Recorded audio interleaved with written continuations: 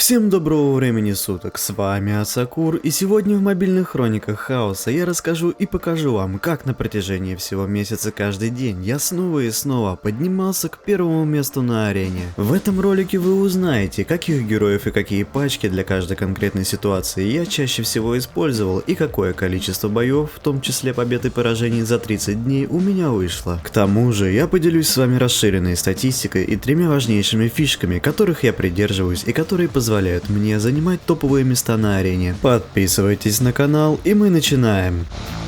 Арена наравне с войнами гильдии является самым интересным режимом в игре, который заставляет погрузиться в него с головой, сохраняя ажиотаж вплоть до того момента, когда вы в первый раз за все время займете свое почетное первое место. Но однажды заняв его, вы все равно не успокоитесь, ведь теперь вы знаете, что способны побеждать даже самых сильных игроков, находящихся на самых верхних позициях. Ведь 650 потенциальных изумрудов в день, это хоть и выглядит несерьезно, но если каждый день получать их, то в месяц соберется уже солидная сумма, близкая к 20 тысячам, или же если в месяце 31 день, то удастся забрать больше 20 тысяч. Безусловно, если вы играете без доната, то развиваться и занимать топовые места на арене вам гораздо тяжелее, чем тем людям, которые могут позволить себе и Валькирию, и Путь Героя, и X4, а также скупку любых бандлов. Но я все равно твердо убежден в том, что не нужно иметь всех 54 полностью прокачанных героев, чтобы конкурировать с самыми сильными игроками на сервере. И сейчас я наглядно продемонстрирую вам, что используя всего 5 пачек, состоящих из 15-16 героев, то есть те же самые герои часто чередуются по пачкам внутри, можно побеждать около 70% пачек соперников всего сервера, а остальные 30 можно обходить или в крайнем случае подыскивать к ним более тонкий подход. Но помните, что это именно мое видение ситуации с учетом накопленного опыта и сервера, на котором я играю, и на котором годами формировалась своя определенная мета, заложившая фундамент для прокачки тех или иных пачек. Лично на моем сервере можно встретить какие угодно пачки, но вообще от сервера к серверу ситуация точно отличается, главное сопоставляйте. Однако существуют универсальные фишки, которые способны облегчить продвижение по местам на арене. Первая и самая главная фишка – выбор правильного времени для получения награды. Что имеется в виду? Изначально у игроков из СНГ устанавливается стандартное время, в котором в 5 утра происходит обновление дня, в 8, 13 и 20 часов энергия, а также в те же 20:00 по Москве получение награды за места на аренах. Дело в том, что время получения энергии, обновления магазов и награды с арены можно и даже нужно изменить, поменяв часовой пояс в самом телефоне. На экране изображена таблица временных зон и соответственно время получения энергии и наград с арены в каждой из них. Стандартно выставляется зона GMT плюс 3, которую и нужно изменить. Делается это для того, чтобы спокойно занимать свои места на арене, не беспокоясь или меньше беспокоясь о том, что в последние секунды вас собьют и тем самым вы получите меньше изумрудов. По моим данным, распределение времени получения наград среди игроков из РУ серверов выглядит следующим образом. Отталкиваясь от этой информации и личных удобств, а также наблюдая, в какой промежуток вас чаще всего атакуют, выбирайте свое время, и вы в первый же месяц почувствуете, насколько вам стало легче играть на арене. Как же изменить время? Для начала выберите из таблицы наиболее подходящую для вас временную зону. Далее на своем телефоне или в эмуляторе в настройках измените часовой пояс, выбрав другой город с нужной вам зоной. После выбора города и установки нового часового пояса в настройках устройства, зайдите в игру, нажмите на свою аватарку, и теперь вам доступен переход на новое время. Подтверждаем переход, и теперь все готово. Осталось на самом телефоне вернуть прежнюю временную зону и наслаждаться новым временем для награды на аренах. Но будьте внимательны, менять его можно только раз в месяц. Вторая фишка – сфокусироваться на построении атакующих пачек, которые выступают контрой против большинства составов именно на вашем сервере. Например, если на вашем сервере много кархапаков, то логичным решением будет прокачка Критакир и Сандуари. Если же на арене много Критакир, то лучшим выбором будет выкачка Ориона или оленей с Гелиусом. А в случаях, когда на арене очень много магических пачек, Ильмир и Корнелиус помогут вам в решении данного вопроса. И так далее. Думаю, Думаю, логика прозрачна и ясна. Итак, теперь у вас грамотное время получения награды с арены, верно собранные атакующие пачки, и казалось бы, все готово к тому, чтобы рвать и метать, но перед этим я скажу вам еще об одной, очень простой, но важной фишке. Начинайте тратить попытки за 10-15 минут до награды. Так как мы перевели время, больше нам никто не мешает, а это означает, что мы медленно, но верно можем двигаться к цели. Спешка нам ни к чему. С технической стороной вопроса разобрались. Так как все проведенные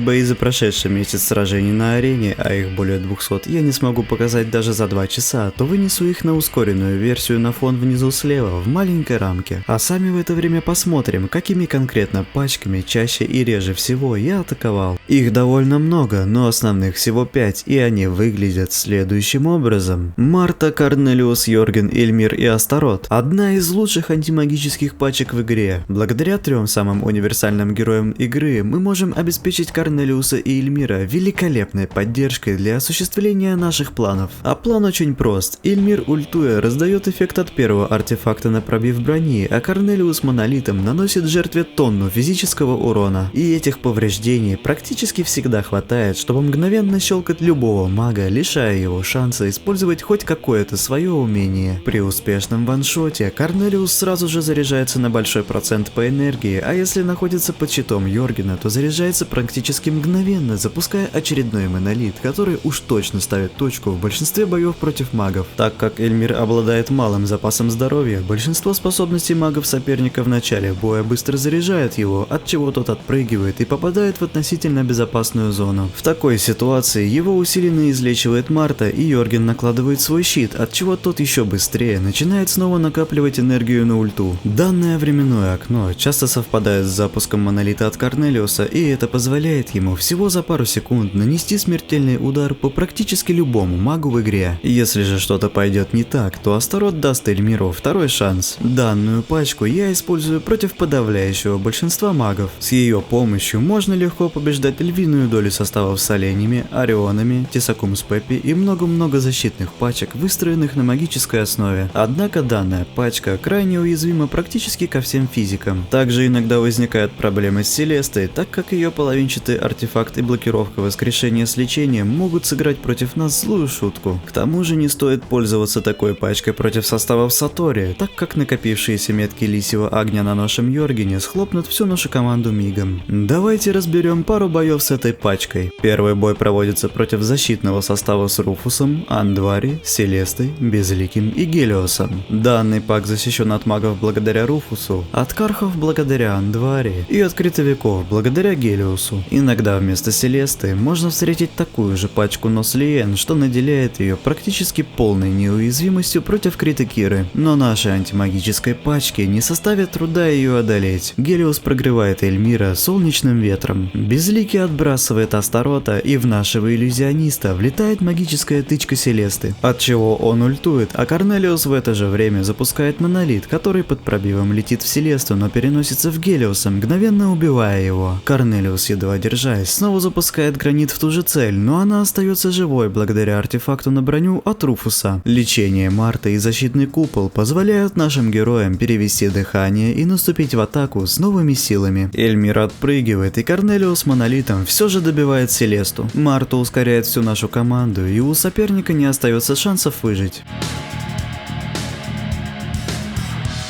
Далее сразимся против мощного состава на базе Ориона вместе с Авророй, Селестой, Небулой и Гелиосом. Небула в такой пачке раздает шары то Селесте, то Ориону, а те в свою очередь наносят немалое количество магического урона нашей команде. Очень быстро наш Астарот теряет здоровье, отпрыгивает Эльмир и ультует Йорген. Орион под Небулой запускает усиленные ракеты, Марта и Корнелиус едва живые, но за счет них они получают энергию и применяют свои умения. Монолит Корнелиуса переносит моментально убивает Гелиоса даже без пробива. Йорген очередной пыткой бессилия выигрывает драгоценные секунды для нашего деда, и тот запускает еще один гранит, который ставит точку в данном сражении, забирая Ориона, кстати, снова через перенос урона. И мы добиваем оставшихся героев безо всяких проблем. Примерно таким образом работает данная пачка.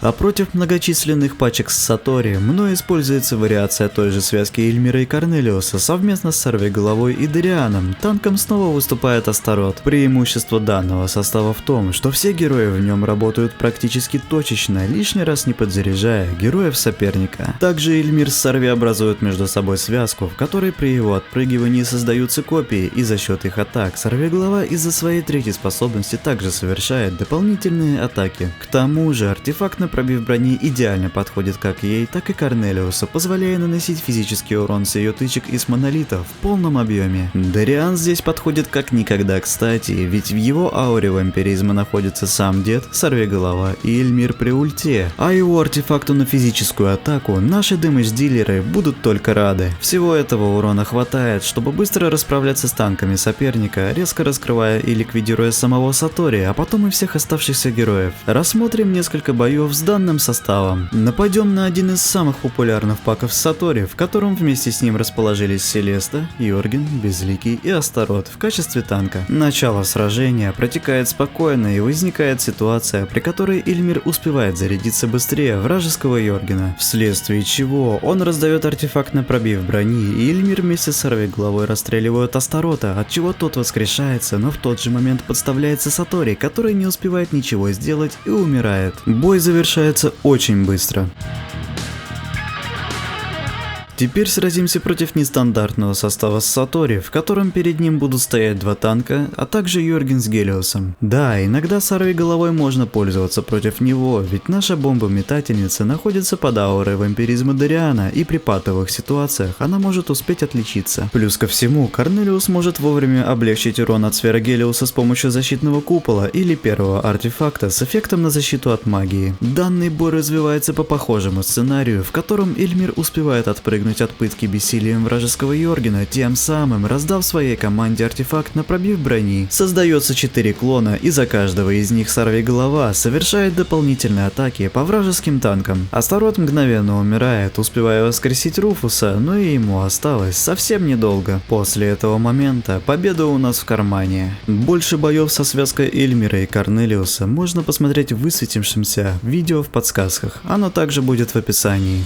Джет, Себастьян, Кира, Андвари, Галахад. Пожалуй, лучшая вариация пачки с Крита Кирой. В ней хорошо все. За счет усилений от Джета и Себастьяна, колоссальный урон от рикошетов Киры, мечей Галахада и способностей Андвари. Абсолютная защита от кархов и тесаков. Кира находится в относительной безопасности, располагаясь в среднем ряду. Галахад под критами выступает добротным физиком и в некоторых случаях самостоятельно может завершить бой. Рикошеты Киры под Джетом вносят настолько огромный урон, что с этим следует быть осторожным, ведь за такие сильные повреждения герои соперника могут быстро накопить энергию. Данная пачка уязвима к Гелиосу из-за критов, к Лиен из-за ее умиротворения для Киры, к Сатори из-за щита Андвари, так как при его действии герой с ним получает дополнительную энергию, к Зире за счет ее антифизической направленности, а также к Корвусу из-за его тотема, который моментально убивает Киру за ее же тычки. Но все же, данная пачка способна взламывать мощную защиту стандартных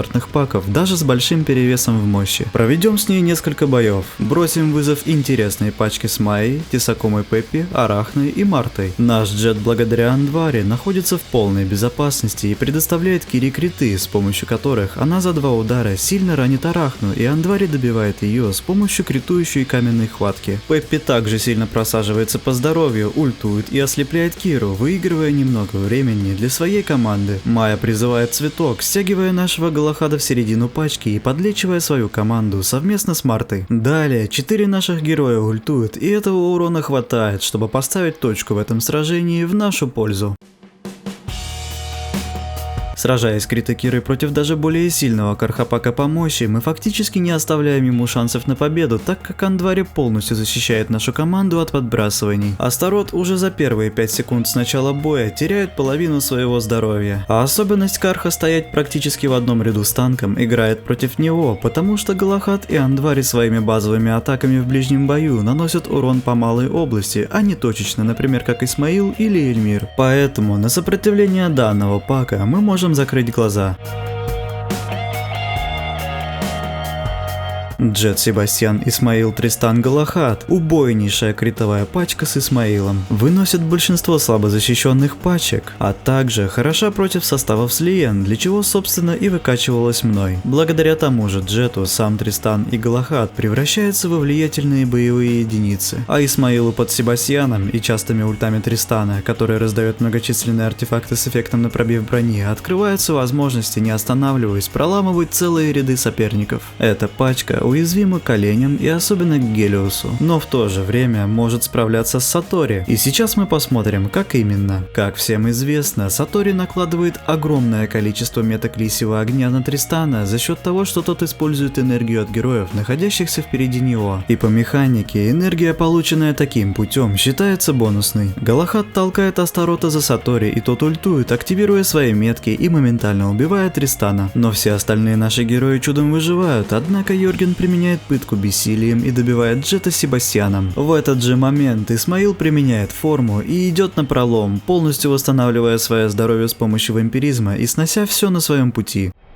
Небула, Тристан, Галахад, Астарот, Зири. Однозначно самый необычный состав в моем арсенале среди всех команд, которыми я когда-либо играл. Я нашел эту пачку случайно, как и планировал, когда перебирал всевозможные варианты с танками и Тристаном. Так как на Гранд-арене у меня собраны 3 полноценные пачки с 3 разными танками, в основу легли именно они. Ведь находясь перед Тристаном, Зири, Астарот и Галахад позволяют ему заряжаться крайне быстро, тем самым раздавая несчитанное количество эффектов от первого артефакта на пробив брони. Подзарядка происходит очень быстро, и уже в начале боя Галахаду раскрывается возможность своими способностями и обычными атаками наносить немалое количество физического урона, полностью игнорируя броню любого героя соперника. Плюс ко всему, Небула в этой пачке, расположившаяся на последней позиции, находится здесь не просто так. Мало кто знает, но когда она выставляется 5-м героем в пачке, то один из своих шаров она раздает герою перед ней, то есть на 4-й позиции, как и обычно. А второй шар Небула не присваивает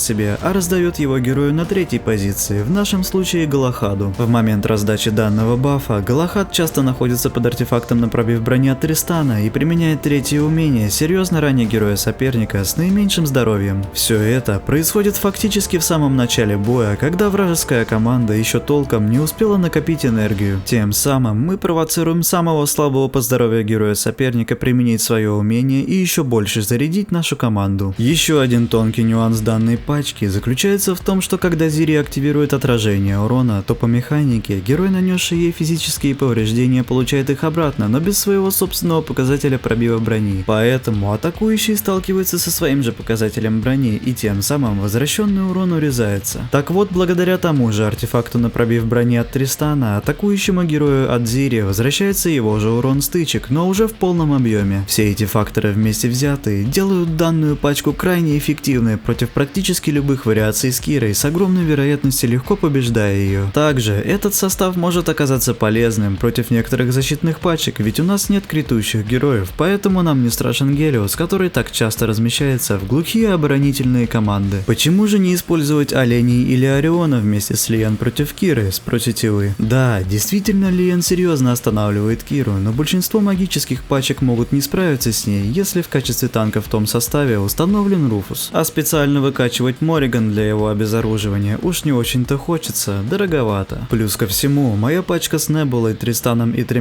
танками даже с мощью 420 тысяч может справляться и справляется даже с мощнейшими критикирами под 500 тысяч. Но все же предупреждаю, что точно не стоит целенаправленно выкачивать именно такую пачку, если у вас нет Небулы и 3 полноценных составов с 3 танками на Гранд-арене. Ведь данная пачка является достаточно узконаправленной и не имеет каких-либо явных преимуществ в борьбе со многими другими героями. Для понимания работы этой пачки прокомментирую бой против крита Киры. Мало того, что Кира своей тычкой наносит урон всем героям в пачке, так она этим еще и дополнительно подзаряжает Тристана. Тот уже на 5-й секунде боя ультует и через 5 секунд ультует повторно. Небула запускает проекцию, а Галахад под ее бафом и артом на физическую атаку выбегает вперед. Он наносит лишь 1 удар и практически убивает 4 героев соперника. Зири с Астаротом ультуют, и 2 артефакта на броню достойно защищают нас от физических атак, а Галахад под несколькими артефактами на пробив брони от Тристана заканчивает этот бой. По собранной статистике моих атак на протяжении всех 30 дней, именно эти 5 пачек я использовал чаще всего. Отдельный интерес представляет тот факт, что все эти команды имеют физическую направленность. Но от помощи магов я тоже не отказывался. В частности, для успешных атак некоторых критофизических пачек меня спасал Гелиос на базе оленей или Ориона.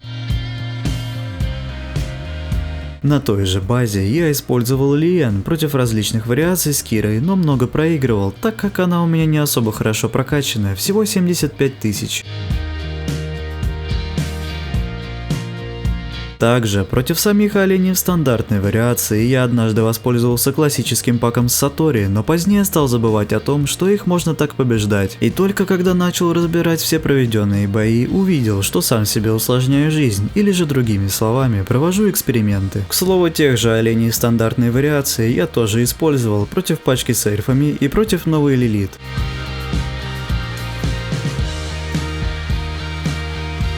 Кстати, о Лилит. До ее ребаланса мне на пути попался защитный пак вместе с ней, Зири, Арахной, Данте и Мартой. Пожалуй, это один из самых сложнейших оборонительных составов, которых я только встречал. Так как у меня еще нет прокачанной Ясмин, данная пачка застала меня врасплох. В один из дней я решил провести бои в так называемом ускоренном формате, при котором снимал защиту утром, чтобы слететь с позиции как можно ниже, после чего ко времени награды начинал атаковать, пропуская бои и сразу же сбрасывая перезарядку между ними за изумруда. В этом нет никакой необходимости, мне просто хотелось развлечься и проверить свою скорость принятия решений. В конечном счете, в таком режиме было проведено 4 дня. Подводя итоги сражений на арене продолжительностью 30 дней, предлагаю вашему вниманию финальную статистику. За целый месяц было проведено 209 боев с винрейтом 82%. Это достаточно мало, нужно стремиться хотя бы к 90% побед. За 30 дней в общей сложности я заработал 17 860 изумрудов из 19 500 возможных, что довольно хороший результат. Топ-5 самых часто используемых пачек у вас на экране. Примечательно, что 145 боев из всех 209 я провел именно этими составами из 16 героев. Наиболее часто применяемые герои также у вас на экране. Из всех 209 боев я чаще всего пользовался Астаротом 144 раза, Галахадом 112 раз и Тристаном 82 раза. Еще обратите внимание, насколько редко мной использовались маги. Списки боев за все 30 дней также перед вами. Надеюсь, эта информация сможет вам пригодиться. И давайте попробуем набрать 1500 лайков под этим видео, чтобы я понял, что такой экспериментальный формат на арене вам интересен, а взамен придумаю для вас что-то еще более крутое и необычное. Также напоминаю вам, что лучшей благодарностью от вас будет подписка на мой канал. Нас уже 8000 и мы держим курс на 10. Подпишитесь, вам не сложно, а мне приятно, а в ближайшее время грядет что-то очень масштабное.